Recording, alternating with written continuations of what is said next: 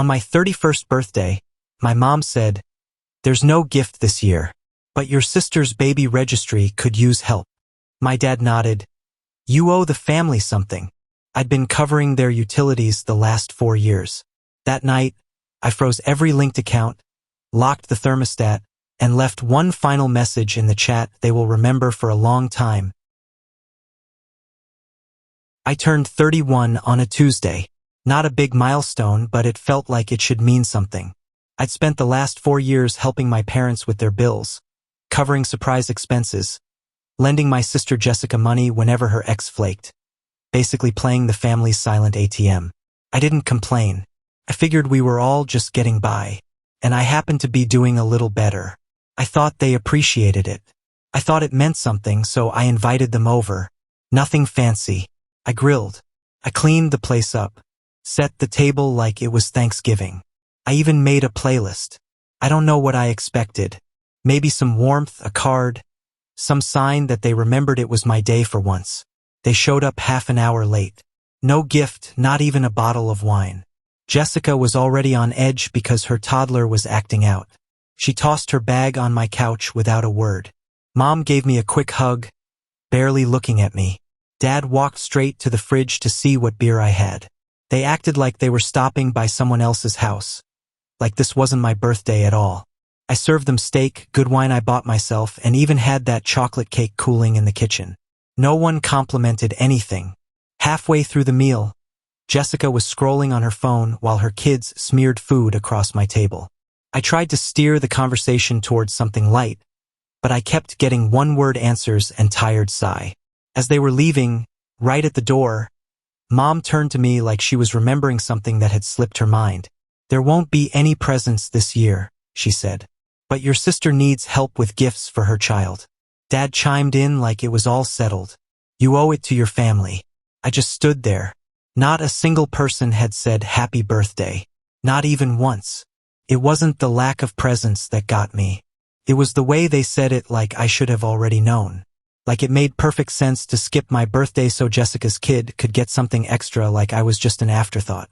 I told them it was fine. Smiled, said I understood. Let them walk out thinking they were still in charge of the script. After they left, I sat in the quiet for a while. I kept waiting for that weight in my chest to turn into sadness, but it didn't. Turned into clarity. I opened my laptop and logged into every single account I'd ever created for them. Their electricity and gas canceled. The Netflix, the Wi-Fi, the streaming subscriptions they never paid for but always used. Deleted the extra card I gave Jessica for emergencies. Gone. Then I walked downstairs and turned off the thermostat. It was going to be a cold night. Good. Let them feel it. I opened our family chat. My parents, Jessica, and me. No emojis, no drama. Just one line. "I'm taking back everything I gave you and I'm leaving with it all." I turned off my phone right after. Sat there in the dark for a long time. Felt quiet but not empty. The kind of quiet that comes just before a storm. And that was exactly what came next. By the time I woke up the next morning, I already knew what I was going to see. My phone was buzzing like it had something urgent to tell me, but I let it vibrate until the battery gave up. When I finally plugged it in and turned it on, there were over 70 unread messages between our family group chat and direct texts. Jessica had started it, of course. The messages came in waves, first demanding to know what was going on, then accusing me of being dramatic and emotionally unstable, and finally trying to reel me back in with passive-aggressive guilt. "You're blowing everything up over nothing. Grow up. This family has done so much for you. You think you're the only one struggling?" My mom followed with a lecture that looked like it was typed with shaking fingers. It was all about how family sacrifices for each other. How she couldn't believe I was turning on them like this. She said she was disappointed. That word again, always their favorite. Never sorry. Just disappointed. Like my only purpose was to quietly carry the weight they handed me. My dad didn't bother with paragraphs. Just sent "grow up." No period, just those 2 words. That was his version of emotional involvement. Jessica was the only one who kept texting after I didn't respond. She started asking about the thermostat. Said it was 63 in their house and the kid was cold. Asked when I planned to turn it back on. She used her son like a shield, like I was hurting him instead of removing myself from the disaster they kept pretending was normal. Around 9:30 p.m., there was a knock at my door. I didn't look through the peephole. I already knew it was Jessica. No call, no text, just her standing there like nothing had happened. She didn't even wait for an invitation, just walked right past me and headed to the kitchen. She opened a cabinet, poured herself a glass of water, leaned against the counter like she still lived there. "You're seriously cutting everyone off because you didn't get a birthday present?" she asked. I didn't answer right away. I let the silence stretch just long enough to make it uncomfortable. She kept going. "Everyone's helping me except you. Even Mom and Dad have been trying. But you act like I chose this." That's when I asked her calmly where she was working now, what firm she was with. She didn't look me in the eye. Said something vague about doing freelance contract stuff, part-time work, remote cases. I waited. Finally, she sighed and said it. She wasn't working anymore. Hasn't for almost a year. Got laid off. Never told our parents. She'd been lying about it, pretending she was still pulling six figures while spending every last dime of her savings. Her credit cards were maxed. She said she was planning to figure it out eventually. But in the meantime, everyone else's money had to fill in the gaps. That's when it all clicked. The parties, the clothes, the expensive gifts for her kids she never paid for herself. It wasn't about survival. It was about appearance. She was drowning but too proud to admit it. Too lazy to swim. She said she was tired, overwhelmed. Said it was hard doing it alone. I told her I believed her. I told her I'd help, but not by giving her cash. I said I was going to call social services in the morning, that someone needed to intervene before things got worse. I thought she might break down. Instead, she exploded. Called me a snake. Said I was punishing her for being a single mom. Accused me of turning on my own family over something petty. She stormed out, slammed the door behind her. I didn't chase her. I didn't feel sorry. For the first time, I felt something like peace. I made the call at 8:43 a.m. the next morning. Not because I was angry or trying to make a scene. There wasn't any rage left in me, just a clear, dead certainty that something had to be done. I told the woman on the other end of the line everything calmly, that my sister had lost her law job over a year ago, that she'd lied to the entire family about it, that she was taking money from everyone while partying and posting filtered photos like her life was together. I explained how her son was being used like a shield, always mentioned when she needed money, never really seen or spoken about otherwise. I told them I wasn't sure if he was in direct danger, but I was sure he wasn't getting the care he needed from someone spiraling quietly behind a facade. The woman didn't sound shocked, just professional. She took my statement and said they'd follow up if necessary. I thought that was the end of it. It wasn't. 3 days later, they showed up at Jessica's door. I only found out because she erupted in the family group chat like a volcano that had been holding it in. She said someone called child services on her and said it was obviously me, and how dare I try to take her child away. How dare I ruin her life. How dare I act like I was better than everyone.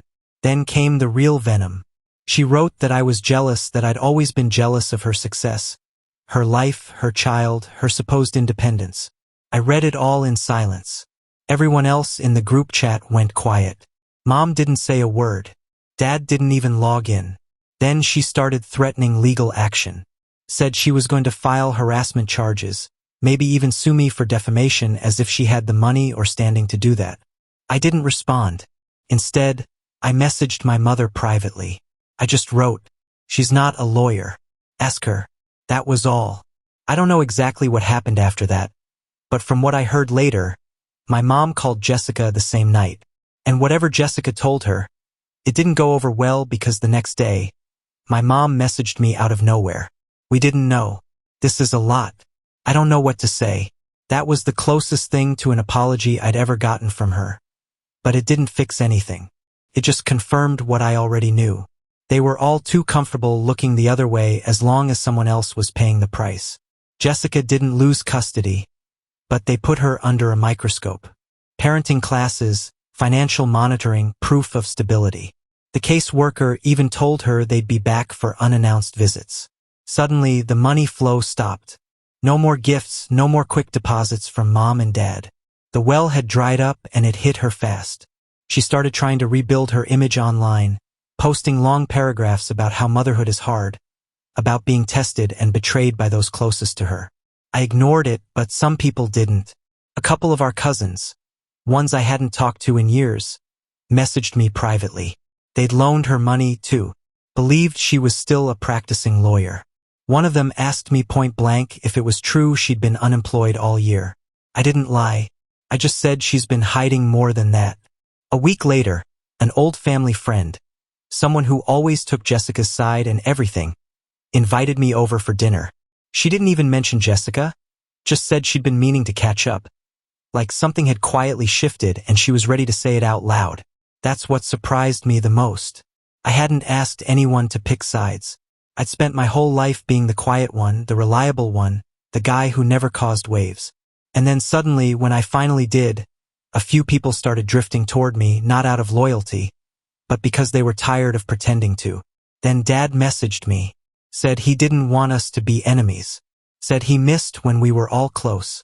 He said the family was falling apart and blamed me for not coming to them first before making it public.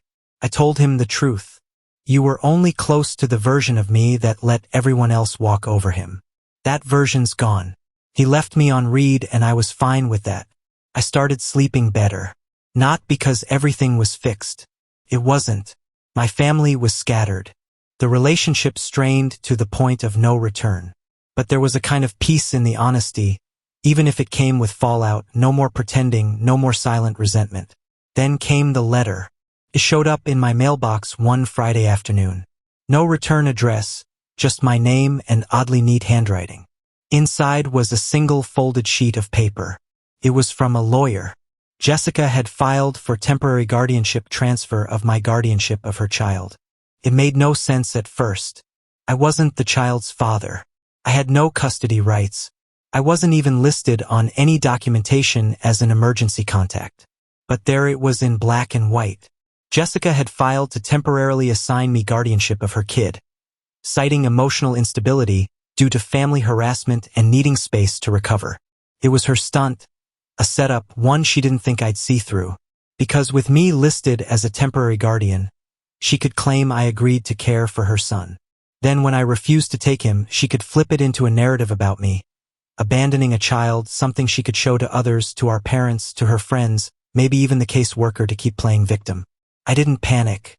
I didn't even call her. Instead, I went to my own lawyer.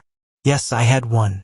Not because I was planning to fight a custody battle, but because I'd learned the hard way that anything involving Jessica needed witnesses and paperwork.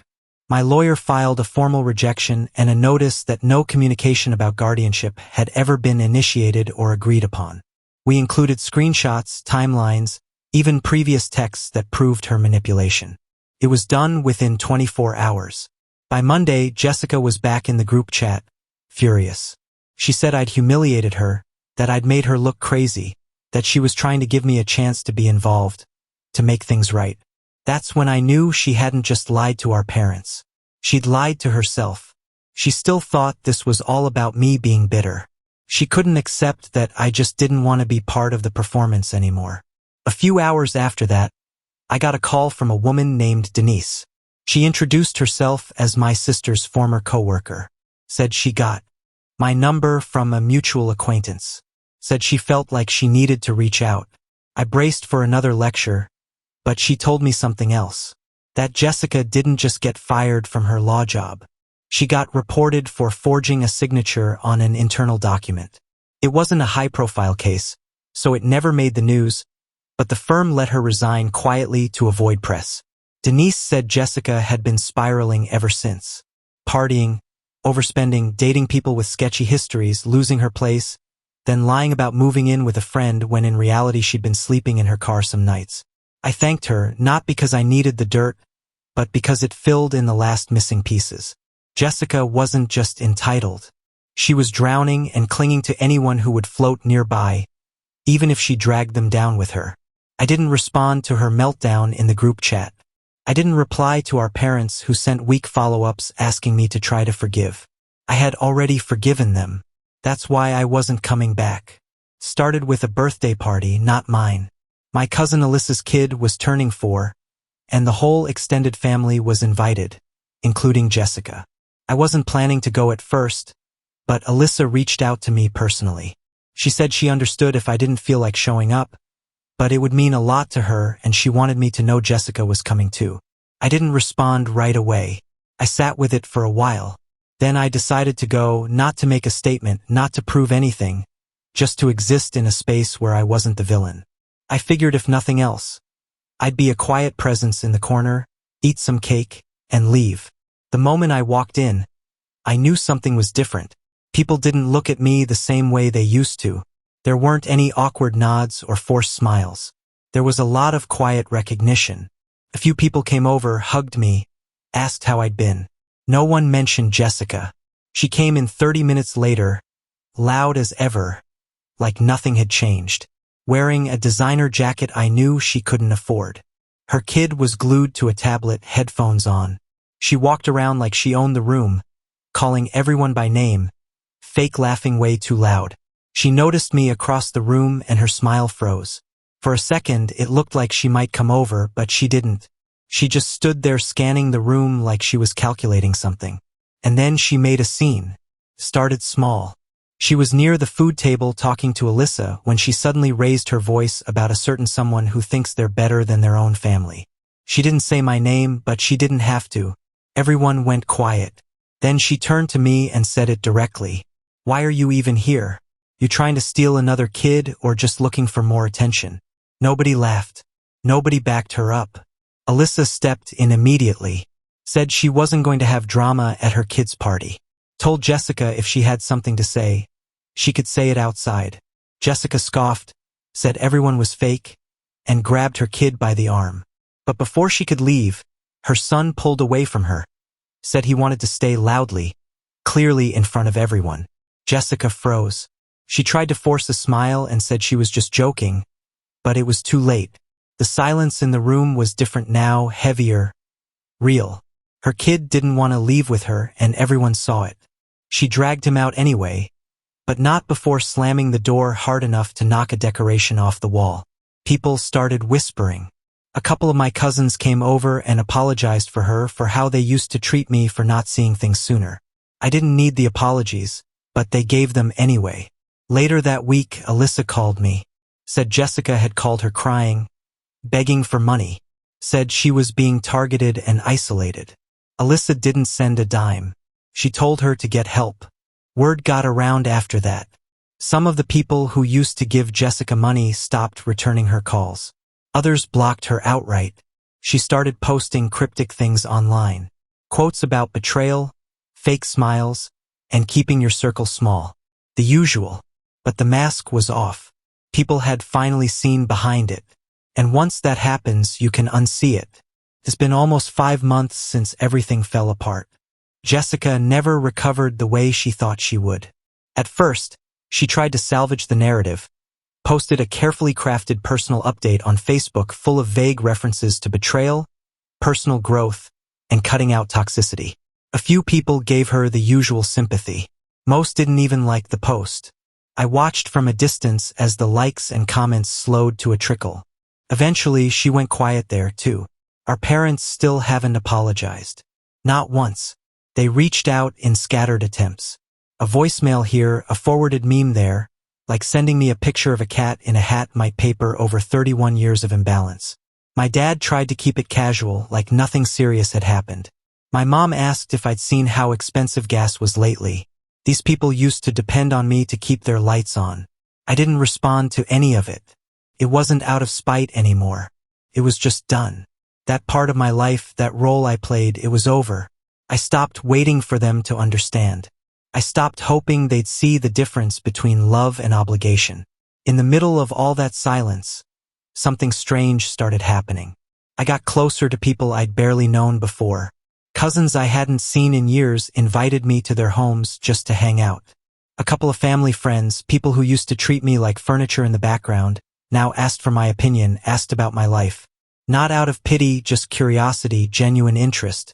It threw me off at first, but it felt good. I started taking small trips.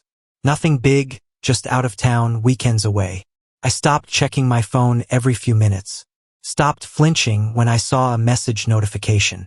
The further I got from the dysfunction, the more I realized how quiet the world could be when no one was demanding something from you. I met someone, too, unexpectedly. We got coffee one day and it didn't feel like I had to wear armor. She didn't ask about my family. Didn't cry, just asked what made me laugh lately. It was the first time in a long time I didn't feel like I had to prove I wasn't broken. Then last week, Jessica emailed me again. A new address, same tone. She said she was working on herself and wanted to open a new chapter. But about halfway through the message, it turned. She wrote about how I had left her when she needed help the most, that I was cold. That I should have handled things as a brother, not a stranger. She ended it with, "One day you regret cutting everyone off. Family is forever." I stared at those words for a long time. She still didn't get it. None of them did. I never cut anyone off.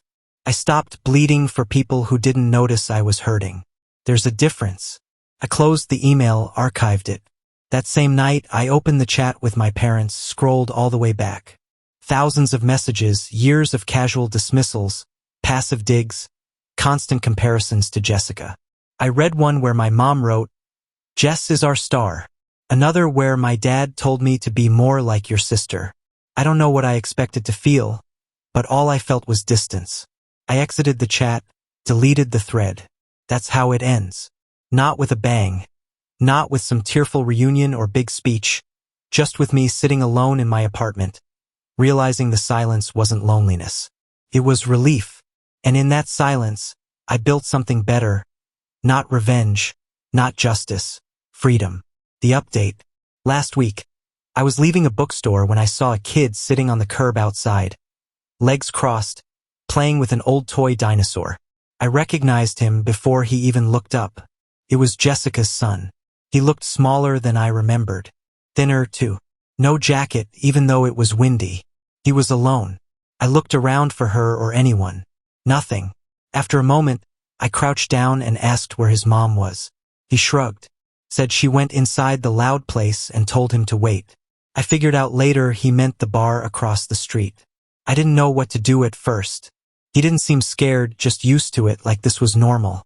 I called the non-emergency number, told them a child was left unsupervised outside a bar. I didn't mention who he was. A patrol car showed up about 10 minutes later.